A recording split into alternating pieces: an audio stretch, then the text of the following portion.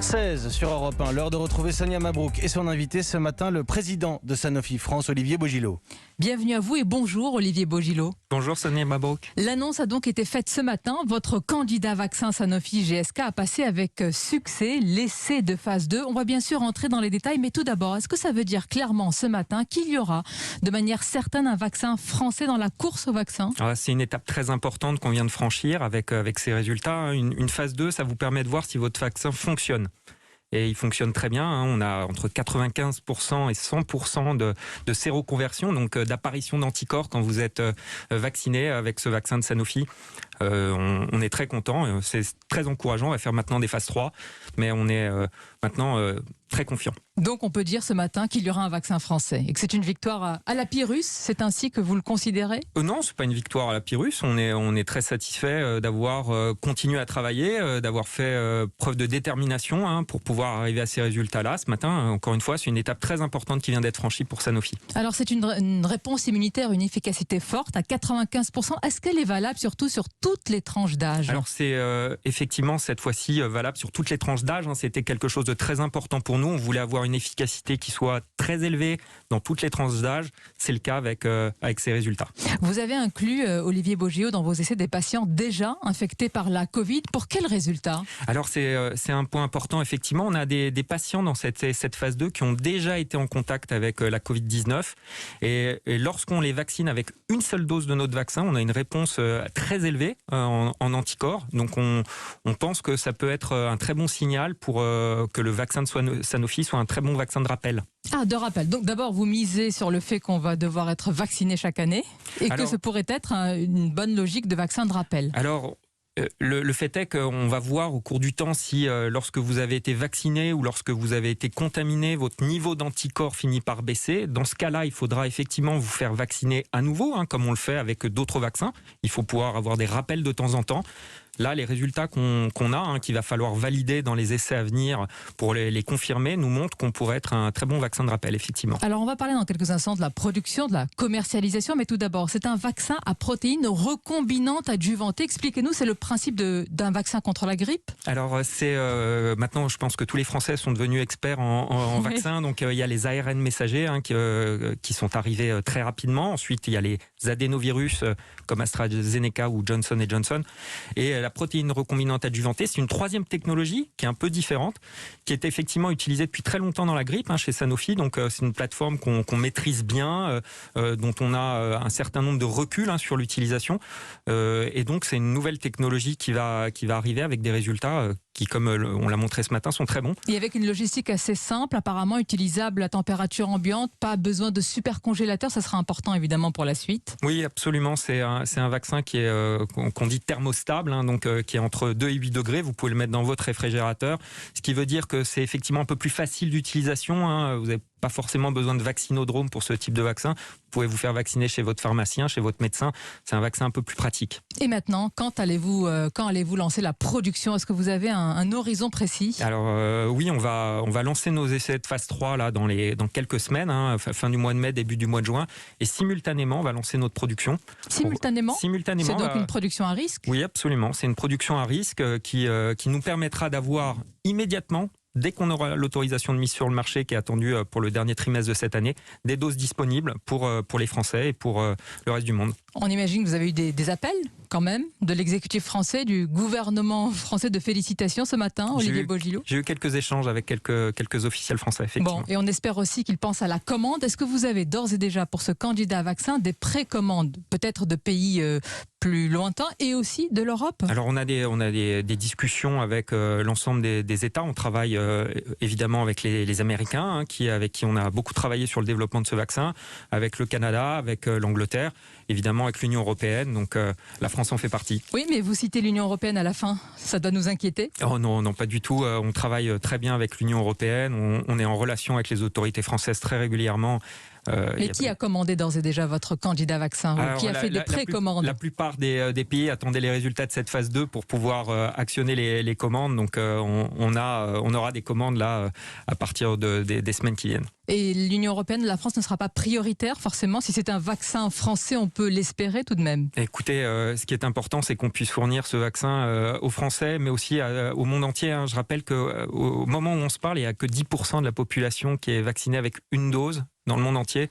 Donc il va falloir vacciner un grand nombre de populations sur toute la planète. Donc notre vaccin, il sera utile pour tout le monde. Mais justement, vous parlez d'utilité. Vous avez fait l'objet, Olivier Bogilot, d'une pluie de critiques pour avoir lourdement déçu, il faut bien le dire, dans la course au vaccin au départ. Est-ce qu'aujourd'hui, vous n'arrivez pas, après la guerre, après la bataille? Je pense que notre vaccin, il sera très utile. Qu'est-ce que ça va changer dans la course au vaccin? Encore une fois, 10% de la planète est aujourd'hui vaccinée avec une seule dose. Donc il va falloir encore vacciner une grande partie de la population. Si on regarde ce que disent aussi les experts en termes d'immunité collective, il faudra vacciner 80% de la population. Pour la France, c'est 54 millions à 2 doses. J'écoutais ce matin les résultats, on est à 8,8 millions de patients français vaccinés à 2 doses aujourd'hui. Donc vous voyez, il y a encore un peu de la marge.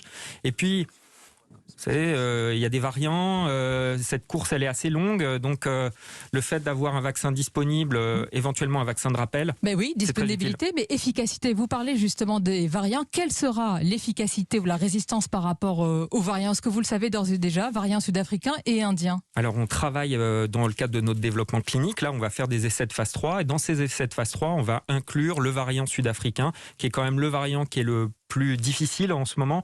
Donc on travaille pour pouvoir fournir non seulement un vaccin efficace sur la souche dite Wuhan ou anglaise, et un vaccin contre la souche sud-africaine. Olivier Bogilot, il y a une sorte de classement aujourd'hui fait dans le monde entier et par les Français également, qui ont tendance peut-être à classer certains vaccins, je pense à Pfizer avec ARN messager en tête des vaccins les plus efficaces, et le vôtre.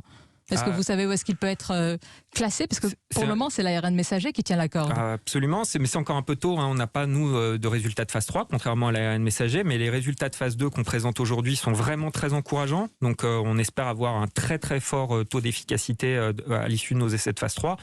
Mais vous savez, encore une fois, je pense qu'il faut plusieurs plateformes technologiques. Oui, mais quelle différence? Si ce matin, on vous écoute, et puis il y a des Français qui ont d'ores et déjà leur rendez-vous bientôt pour, ou peut-être à terme, pour une vaccination avec Pfizer ou autre, pourquoi se ferait-il vacciner avec votre candidat vaccin Sanofi? Je pense que tous les vaccins sont utiles aujourd'hui. L'ARN messager, les adénovirus, y compris le vaccin d'AstraZeneca. Donc le vôtre n'a pas de valeur ajoutée. Et notre vaccin apportera une solution supplémentaire, efficace, on l'espère, à l'issue de ces essais de phase 3, mais les résultats présentés ce matin sont vraiment très encourageants.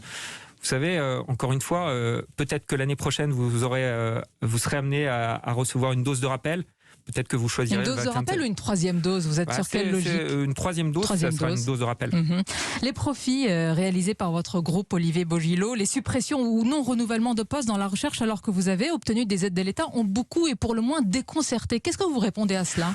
Vous savez, on a beaucoup travaillé pour avoir ce vaccin.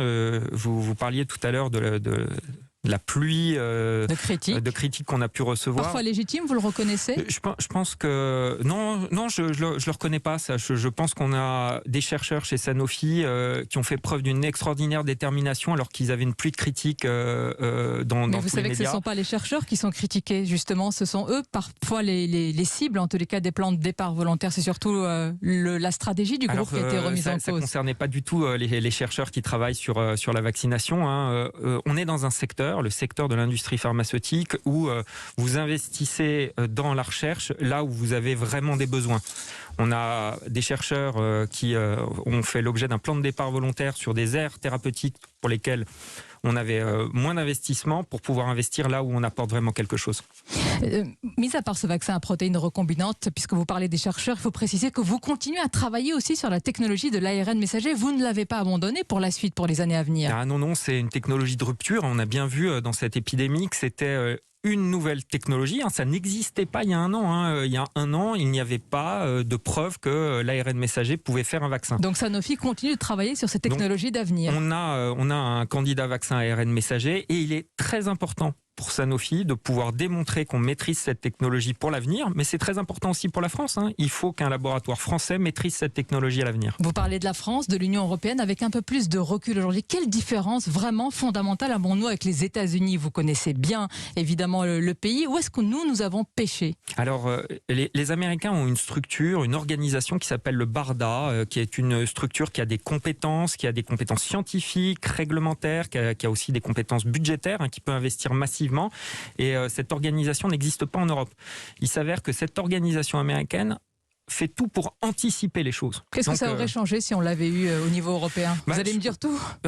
Je pense qu'en tout cas, c'est une vraie réflexion que doit avoir l'Europe et elle doit se doter dans les mois ou années qui viennent d'une structure équivalente au BARDA américain parce que ça permettra à l'Europe d'anticiper sur les capacités de production, d'anticiper sur les technologies, d'anticiper sur les commandes. Et on voit bien que dans une épidémie comme celle-ci, c'est l'anticipation qui fait tout. Pour conclure, Olivier Bogilot, ce matin, on peut dire qu'il y a une forme de fierté parce qu'il y avait une blessure d'orgueil par rapport à la non-existence d'un vaccin français. On peut y arriver, on y arrive, semble-t-il. Oui, je pense qu'on a peut-être condamné un peu vite Sanofi alors qu'on développe ce vaccin nous en interne. On en développe 2. Et si vous regardez l'engagement de Sanofi depuis le début de cette crise, non seulement on a augmenté nos capacités de production de médicaments, on produit pour nos concurrents. Je le rappelle, on va produire 400 millions de doses pour BioNTech, pour Moderna, pour Johnson & Johnson. On développe 2 vaccins. Je dois dire que l'engagement de Sanofi a été total dans cette crise. Moi, j'en suis très fier. Avec une promesse, un vaccin avant la fin de l'année, donc. Un vaccin avant la fin de l'année, absolument. Merci Olivier Bogilot et merci d'avoir annoncé tout cela sur Europe 1 ce matin. Merci Sonia Mabrouk. Bonne journée à vous ainsi qu'à nos auditeurs.